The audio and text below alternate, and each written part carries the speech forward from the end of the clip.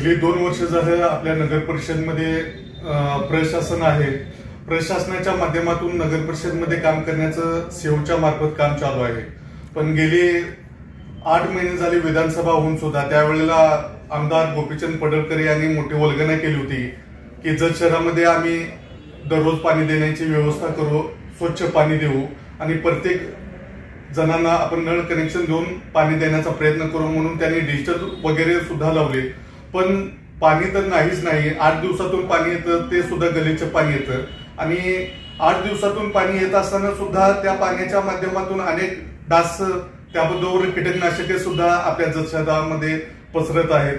अनेक हॉटेल जत शहरामध्ये ओपन झालेले आहेत, त्यांचा गलीच्यापणा रस्त्यावर उघडपणे सुरू आहे. त्याचबरोबर कालच लहान मुलांची शाळा सुद्धा सुरू झालेली आहे. येत्या आपण हॉस्पिटलमध्ये 8-10 हॉस्पिटलमध्ये तुम्ही बघितला तर मलेरिया सारख्या रोगाने बरेच असे पालक, बरेच असे विद्यार्थी हे त्रस्त आहेत. आपल्या नगर परिषदच्या सीओने त्याचबरोबर प्रामुख्याने त्यांचा जो स्टाफ आहे आरोग्याच्या माध्यमातून आपल्या जत नगर परिषदकडे लक्ष देणं गरजेचं आहे.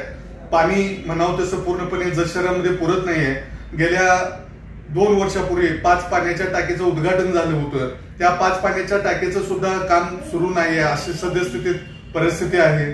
आपल्या राठोड साहेब यांना आपल्या पत्रकारांच्या माध्यमातून विनंती आहे की आरोग्य असेल, पाणी असेल, आपण जत शहरामधल्या पालकांच्या बरोबर पूर्णपणे कुटुंबाबरोबर त्यांचा जीव घेणा खेळ थांबवावा आणि पूर्णपणे आपण जत शहराकडे लक्ष द्यावं ही तुम्हा सर्वांना विनंती करतो.